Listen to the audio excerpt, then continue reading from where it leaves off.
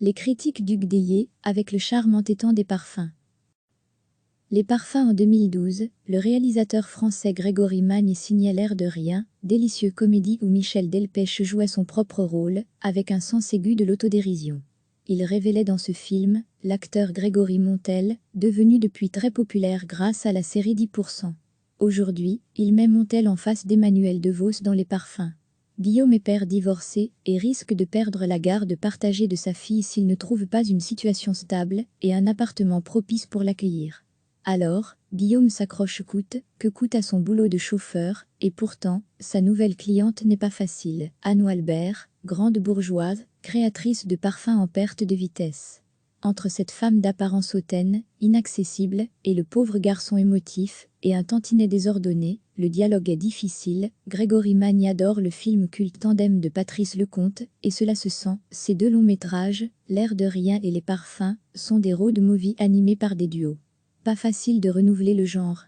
Mais Magne a l'intelligence de ne pas céder aux clichés de la comédie romantique. Il n'y a pas de rapport de séduction entre Anne Walbert et Guillaume, juste des tentatives de comprendre l'univers de l'autre. Pour pouvoir ébaucher une complicité, il en résulte un film subtil, traversé par un humour pince sans rire, et joué avec un parfait naturel par Emmanuel DeVos et Grégory Montel. Un régal pour célébrer le retour dans les salles obscures. En 2011, Fareh et Meriem retournent dans le pays de leurs racines, le Tunisie, avec leur fils, Aziz.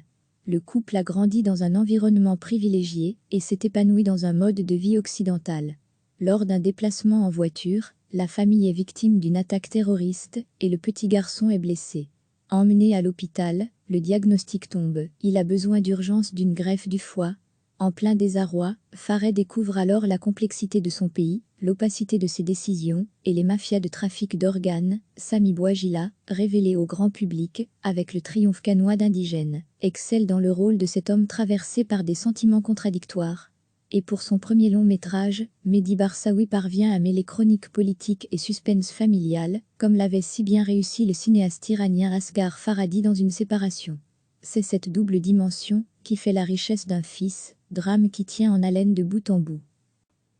En 2012, le réalisateur français Grégory Magne signait L'air de rien, délicieux comédie où Michel Delpech jouait son propre rôle, avec un sens aigu de l'autodérision.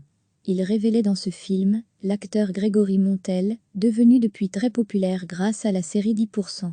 Aujourd'hui, il met Montel en face d'Emmanuel DeVos dans Les parfums.